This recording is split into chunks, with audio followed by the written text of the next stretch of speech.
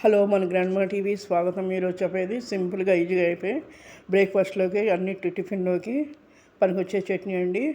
చిన్న ఫ్యామిలీస్కి సరిపోతుంది. అది వాళ్ళ చిన్న ఫ్యామిలీ వాళ్ళకి సరిపోతుంది టిఫిన్లోకి. దానికి కావాల్సిన ముందుగా వేసిన గుడ్డు వేయించుకుని ఉంచుకోవాలి, ఒక 5-6 స్పూన్లు. తర్వాత 2 టమాటాలు మీడియం సైజు, 2 పచ్చిమిరపకాయలు. నేను కారం 2 వేసిన, కావాలంటే ఇంకో 2 వేసుకోవచ్చు మీకు చూసుకుని. కొద్దిగా చింతపండు, కొత్తిమీర అండి. ముందు వేసుకుని వేయించుకొని తర్వాత పొయ్యి మీద బాండి పెట్టి మూకుడులో కొద్దిగా నూనె వేసి, 1 స్పూన్ నూనె చాలు వేసి, ఈ ముక్కలు పచ్చిమిరకాయలు, టమాటా ముక్కలు, పచ్చిమిరకాయలు వేసి బాగా పండగ మూత పెట్టి మగ్గితే ఆవిరి మీద తొందరగా మగ్గిపోతాయి.